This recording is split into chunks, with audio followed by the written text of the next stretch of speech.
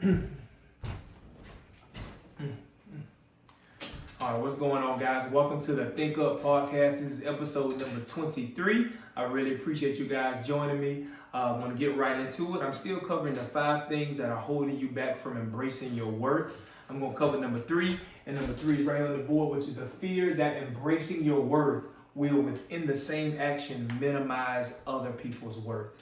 And this fear is something I struggle with, and what it really is you are so connected, or your identity is so connected to what other people think or say about you.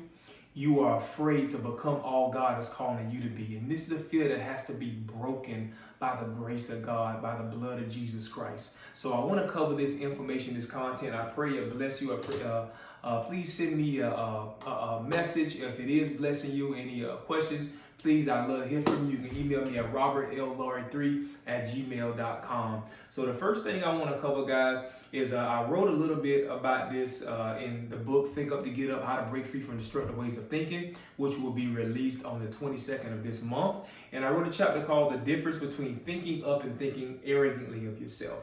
And it's just dealing with the false belief we have that if you strive to become all God is calling you to be, that is somehow thinking arrogantly or pridefully of yourself, because you are going to get people who aren't going to agree with what God is making you or calling you to become.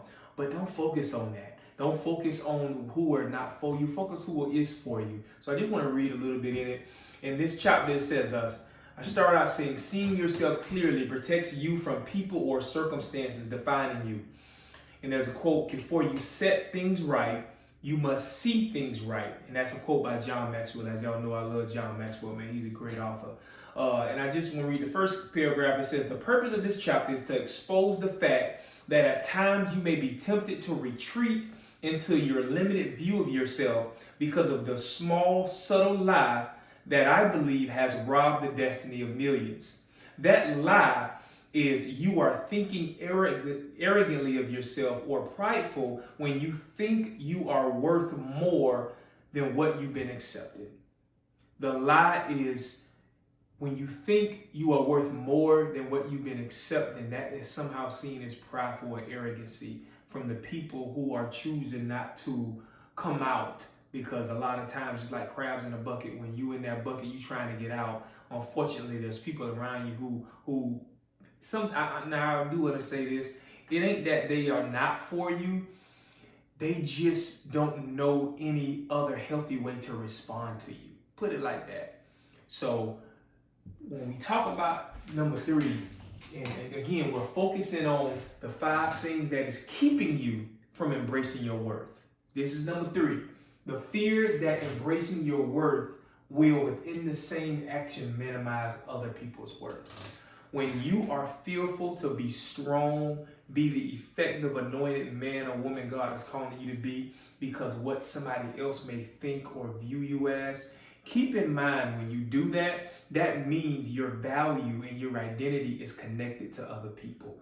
It may not necessarily be that specific person, but you still care more about what people think about you, and you care less about who God is calling you to become.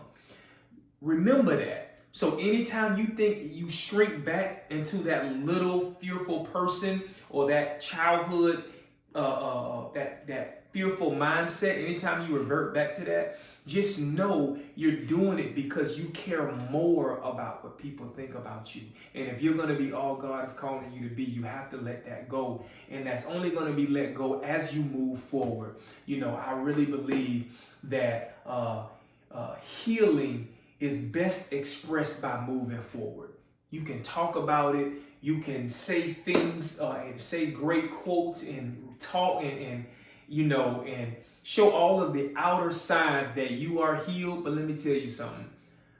There's nothing that expresses healing more than you moving forward, than you becoming the man, becoming the woman that God is calling you to be on a day-by-day basis. Every day you seek in the face of God, you allowing God to have his way in your life and not just settling, accepting whatever comes at you because you feel that this is what you deserve. I had that mindset before. I had the mindset of, whatever happens is God's will. And I'm just like a puppet. I'm just, like I have no authority.